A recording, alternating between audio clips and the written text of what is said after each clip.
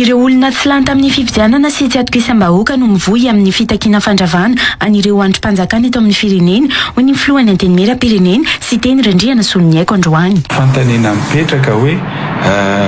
iza moa no mivoy an'izany zavatra zany.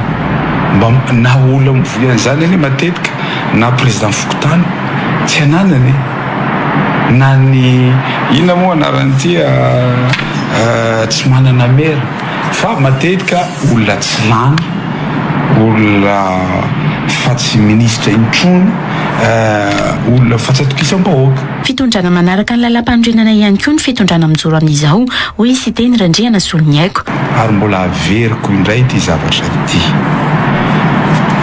ity fitondrana ity dia tsy nisy fahatapahany iny lalam-panorenana iny. Ary tamin'ny fotoana nananaovan'ny filoham-pirenena fianianana teo anatrehan'ny vahoaka malagasy, teo anatrehan'ny ACC, teo anatrehan'ny androm-panjakana rehetra communauté internationale dia nanianina izy tamin'ny lalam-panorenana iny. Dikan'izay ny rafitra rehetra mipetraka hatramin'ny andro. Tsy ahatsara ny vahoaka malagasy araka izany ny fandraisana fanapahan-kevitra andravan'ireo androm-panjakana misy hoy sy teny Randriana Soloniaiko. Za mahita hoe tsy ho tonga any amin'ny tanjona irintsika isika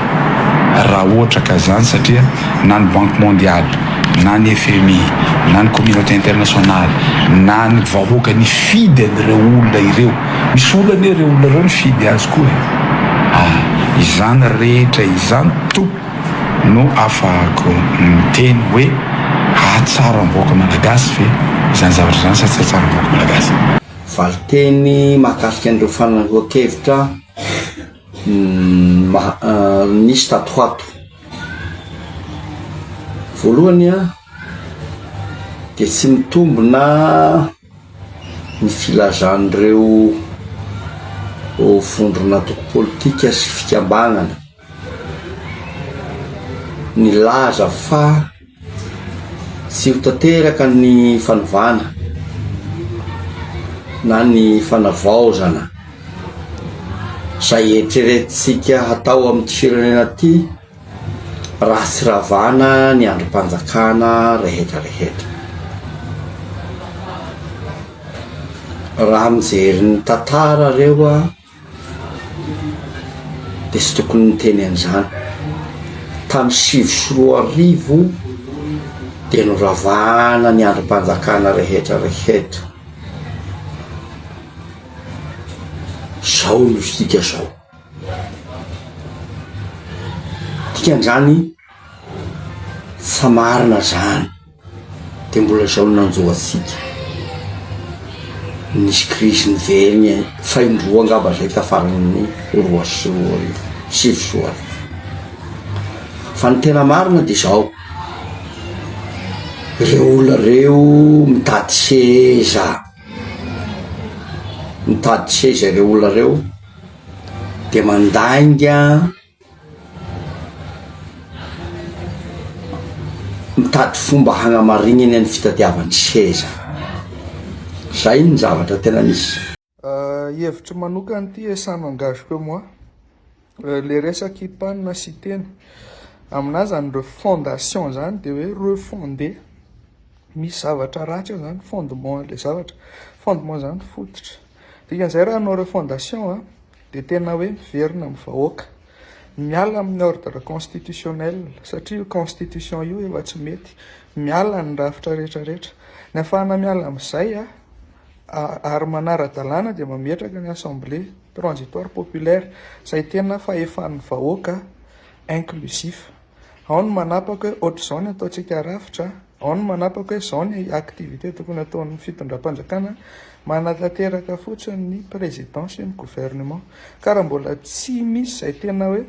rafitra avy amin'ny vahoaka izay satria efa tsy mahatoky ny assemblée nationale ny vahoaka dia tsy refondation amiko manokan'izay. Azakasakareo izay mieritreritra hoe refondation marina fa misy ny zavatra vonjimaika ary tena nanao ny fitondram-panjakana aloha donc hoe nanenjika ny zavatra vonjimaika fa raha tena nanao refondation dia tsy misy afa-tsy ny fametrahana rafitra vaovao assemblée transitoire populaire dia miditra amin'ny tena tetezana mitam-bahoaka dia manamboatra lalam-panorenana manavaony lalam-pifidianana rehetra. Toizana kely zay mety ataon'izao kely dia 5e république tsy izay mihitsy izy fa aorina ifotony mihitsy zay natao ireo fondation fa raha tsy zany dia rénovation na réforme na retouche no atao ka le olona amin'izao fotoana izao ny fitondrana amin'izao fotoana izao manaza fa ohatra ny retouche na rénovation no ataony 5e 4e république na mbo amboarina ohatra hoe seny tazomina fa misy ahitsy kely ao anatiny ny ACC amboarina kely ny aty amin'ny constitution misy ahitsy kely sala amin'izay ina natonga tonga zay hoe satria nisy an'le trangana ankiroa tamin'ny tapaky ny volana oktobra aveo hoe ny 7 oktobra zay datin'andro manan-tantara teo amin'ny fiainan'ny Madagasikara dia nisy ny fanambarana zay natao teo ambosoroatra nataon'ireo kolonely dimy rahalahy dia tao anatin'iny zany dia rava daholo ireo androm-panjakana rehetra afa-tsy ny anteny miram-pirenena dia anagantsika dia iny andro iny indray koa zany tatry amin'ny ACC dia namoaka hoe izao no fandehany dia mijanona daholo indray le androm-panjakana rehetrarehetra dia manao fianarana nareo amin'ny fafita ambin'ny folona volanao teo ve no mahatonga n'le ahiahinareo sy anaovanao fanamariany hoe anao retouche ty zavatra ty fa tsy tena reo ny zavatra misy iainantsika amin'izao contexte zao dia ny retour à l'ordre constitutionnel ny légalité sy ny légitimité ny vahoaka mitako hoe aordany io rafitra io dia manangana rafitra vaovao araky ny tokony ho izy itsika dia nandeha tamin'izay izy colonel Dimla tamin'ny voalohany fa aveo nisy olona zay andehan'olona tafiditra ao anatin'izany ny ACC sy ny mpanolotsaina sasasasany taony hoe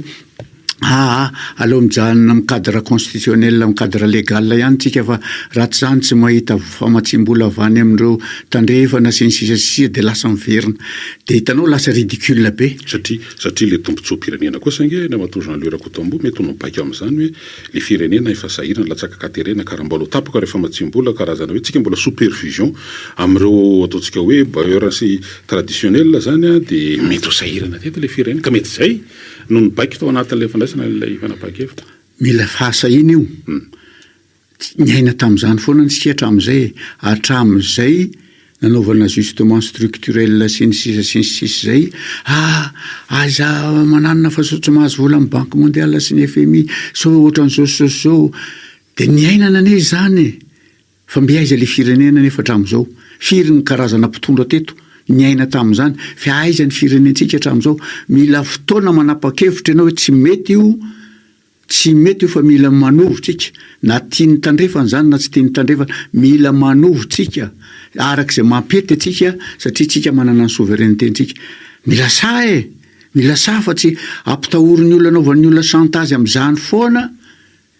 dia miletika foana ny firenena tamin'ireny privatisation reny ane mampatsiahy fotsiny privatiser amin'ny banky mba ho raisy sous-entendu tsy nytenena mba ho raisy ny frantsay privatiseo ny solika sy ny sisa ny solima mba ho raisy ny frantsay sy ny karana dia nandroso ve le firenena nanankarena ve ny voaka malagasy nandrosotsika ve ny secteur télécommunication ohatran'izany zany taipiraka kely fotsiny mba mena anao hoe mena vola kely raha manao ajustement structurel zao anao dia mena 100 millions de dollars mena 50 millions de dollars mena zao taipiraka dia iaina amin'izany dia zao ianao mbola ataonovan'ny olona chantage amin'izany foana dia mbola anaiky an'izany tsy mety zany ya Mikael tsy mety zany fa mila sa ianao manitsy zay zavatra tsy mety rehetreto ary tsika manana ny souveraineténtsika rehefa tsy mety izy tsika afaka mitady lalana ahafahana mandroso amin'izany fa tsy andevozon'ny frantsay sy ny union européenne sy ny américaine sy ny banque mondiale sy ny FMI laveto resaka an'izany ianao mentefa amin'ny filohan'ny fanavozana ny république fa raha meno ny voatoaty-kabarina sy fandraisan'ny fitenenana zany dia hoe itsika dia misokatra amin'ny fiarah-miasa dia fiarah-miasa win-win dia any Dobay moa zany izy zao misy an'le fionana resam-pirenena iny nandraisan'ny fitenenana zay kabary tamin'ny teny malagasy moa no nataony fa ohatrany mametraka an'izany koa hoe ny endrim-piarahamiasa makany aminay amin'izao fotoana zao dia fiarahamiasa mba azonay tombony fa tsy le zay le mety tsy fomba miala an'izany kilemilemy sy le taitaipiraka zany tokoa ve raha ohatra zay rehefa tena miaino rehefa miaino fa nareo moa tena hoe ao anatin'ilay tontolo politika misehatra amin'ilay izy mety hoe hafa ve ny kabary fa hafa le tena zavatra atao zay no izy kabary ianao ary zao enon'ny olona fa io question d'intérêt io question na gestion d'intérêt io ny tandrefanareo efa elany arahany any taminy ary mbola hita zao jereo te ataon'ny amerikanina sahany fotsiny zao ny manala ny président ny Venezuela sahany fotsiny zao ny naisitra ny régime ao Iran za tsy miteny hoe ratsy na tsara ny régime reny fa manana ny fahaleovan-tenany reny nefa de sahany fotsiny zao rehefa tsy manaraka ny intérêt ianao de pehany fotsiny zao zany demokrasiany mba manindrina demokrasia izy nefa zany de tsika mila manao demokrasia tena fanentana tsara amitsika gasy mila manao fitsipy-dalao mikasika ny demokrasia eto amintsika arak'izay mapety atsika tsara fa tsy baikibaikony any velany ary indrindrandrindra mampatsiahy eto nya Roland fa ny fifidianana hatramin'izay teto financement occulte daolany no nahalany an'ireo olona zay tonga fitondrana fa tsy tena financement madino ray izy za de milaza aminao zany mety hoe avy amina ery ivelany na groupe d'intérêt économique mety avy ato anatiny avy any ivelany de mandefa an'le olona eo de sarasarabakolondray izy rapito zay babakoton'olona fotsiny izy rehefa avy eo na ingiany rajoela zao profo mivantana dia Sarkozy nametraka azy teo de iaro ny tombontsoa frantsay de zay ataon'ny frantsay ty téléphérique avy deo de eny tompoko ty banque sy ninona izy teo ny eo amin'ny marché interbancaire marché financier interbancaire marché de devise zany zao nanaovana azy de eny tompoko ny solika arianany tsika mividy fa tsy mirarany ery eny tompoko ny zezika ny agrivety foana no mpamatsy antsika fa tsy mila makany amin'ny rosianina samy eny tompoko zany ny intérêt-n'olona narovana eto fa tsy ny intérêt ty ary zany no ilaina anaovana n'ilay fanorenana ifotony miainga amin'ny intérêt malagasy miainga amin'ny ahafahantsika hoe ahoana ny ahafahana mametraka tena demokrasia eto fa zany zavatra zany de tsy vitandray andro na roa volana mato Jean-Louis Rakotombo fa za so raha mijery nge ohatra ianao moa eto le hijery an'izy hoe misy fanapa-kevitra zao ndrasina teo anivon'ny Jirama de ino moa zany efa fitaraina ary teraka grève be tao ampiasa tao hoe asorina l'état général de israélianina io de nasorina rehefa vita omaliny de teratany malagasy zay manambonina général moa zany no eo de ao anatin'le fametrahana izy zany le lalatsaina de hoe apetraka moena ny toerany maizy azy ny teknisianina malagasy ary zay le hoe tena tsy efa mandeha amin'izany kely le lalatsaina zany io mba mandeha tsikelikely ihany izy io moa tsy ho vitandray andro na vita nasioka-tokany io andriamato Jean-Louis Rakotombo fa rehefa menanao zany ohatrany hoe nareo zany ohatrany hoe tsy mandra ny andro azoma mihitsy nareo rehefa maika de maika azo ataony tonga de manomboka fa tsy miandry mitarika lava be eo za zao milaza aminao ny tokony nataon'ny fitondrana amin'izao fotoana zao manao concertation voalohany olo atsona daholo ny hery velona rehetra eto amin'ny firenena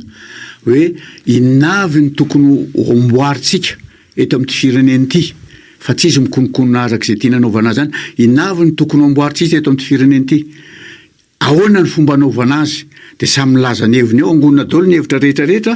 fantatra hoe reto avy ny problème eto zany zao ny tokony anaovana azy de zay vao miditra amin'ny concertation en deuxième étape fa tsy nisy zay fa de zay fitondranao fotsiny satria mety tsy itovizana kosa satria raha menanao zany zao de ao anatiny hoe mandeha amina processus raha ohatra ka crise politique fa itingy andriamato Jean-Louis Rakotombo resaka social ny atomboany problème na jiro problème na rano de efa namaritra ity mpitondro ity zany de namaritra lara-pahamehanana kenina hoe va hanaingana ny jiro va hanaingana ny rano jerena ny lafin'ny fanabeazana, jerena ny lafin'ny fahasalamana, ny amin'ny asan'ny tanora, dia aveo le amin'le teboka fahenina dia le hoe anao an'le hoe refondation. Zay ilay izy ka sao dia eo ary mety tsy mampitovy an'ilay le hevitra na le fomba fijery ao anaty. Dia izao le izy raha zany rehetrarehetra zany problème social zany tsy ilay nanaovana refondation. Fa correction zavatra natao teo aloha ary zay manokana zay teza dia mieritreritra ny hoe tokony natao dia voalohany indrindra aloha miantso ny hery-rehetra hoe ahoana natao fa inona problème dia tokony manao karazana feuille de route ny rahana fa tsy ny dicté ny tany velany dia ao anatin'ny feuille de route io voalohany indrindra aloha manao programme socio-économique d'urgence. Dia zany resahanao zany zao programme socio-économique d'urgence. Dia ny faharoa m'instaurer sécurité eto Madagasikara. Dia ny fahatelo manao assainissement de la vie nationale efa ataony izy io. Zay nangalatra etra ary mbola tokony hitoetrany amin'ny karana io fa tsy mijanona fotsiny amin'ireo équipe-ngiahany Rajoelina. Dia ny fahaefatra farany manao refondation. Dia débat national mikasika ny refondation. Zay zao efatra zay ny tokony atao. Reto anankitelo manao azy izy arabaso arabatra fa tsy refondation reo fa programme d'urgence socio-économique fa ny refondation le firenena mihitsy le république mihitsy no avozina aorina megnany fotony dia iny ilaina idiniany rehetrarehetra inavy continueny inavy ny thème tokony atao ahoana fomba anaovana azy zay ny première concertation tokony atao ary faharoa manaraka zay tsy tokony FFKM koa no miditra sy mitsabaka amin'ny raharaha politika fa tokony janona amin'ny moralité izy satria zavatra tsisy fatana anie ny resaka politika ahoana moa ny fomba hitaritana an'le izy nefa tsisy fatany fa mifandray amin'izay any ike satria misy gouvernement eo zany a dia nanolotra n'le PGE moa zany ny prime ministre nanoloana ny parlement tiany avy ny anteny miram-pirenena dia misy koa le programme de mise en œuvre dia nisy chronogramme mazava tsara mihitsy koa tao anatin'ilay izy mifandray amin'izany zavatra resahanao zany andriamantoa Jean-Louis Rakotombo hoe nenim-bolana voalohantsika dia anao ny fikaonandoam-pirenena premier 6 mois zany sy premier mois zany dia ao anatin'ny enim-bolana manaraka zany hoe mandrapatapitra ity taona ity zany raha tokony izy dia ahoana navozan'ireo lalàna le samihafa zany mifeny fifidianana satria ny fiafarany zao dia any amina fifidianana dia eo anelanelany eo zany manome eo amin'ny hatrany amin'ny heritaona sy tapany any dia tokony ho vita ilay fitsapakevim-bahoaka manoloana n'ilay ataontsika hoe lalam-panorenana dia manomiditra ny fifidianana filoham-pirenena dia tapitra ny 4 volana moa zany zay fanambara sy ny resahana dia eo zany le hoe tokony efa hita taratra aby zay le hoe zay le fanavozana mety rafitra io ny fomba hitantanana ny fampifehezana eto io amin'ny lafiny fanaovana politika sy ny tsisa efa narotsany ingesany PGE na programme général de l'État iny le teneniko anao iny programme d'urgence socio-économique anavotana ny problème ara-social sy ara-cultural eto amin'ny firenena économique iny anjarany exécutif iny fa le refondation na fanorenana ifotony ça concerne tout le monde ny hery rehetra eto amin'ny firenena na société civile izy na parti politique izy na syndicat izy na inona izy ny tokony vory andinika ny hoe inona ny problème eto amin'ny firenena ity mba hahafahana manorina république vaovao tsy 5e république na 6e république na 25e république fa république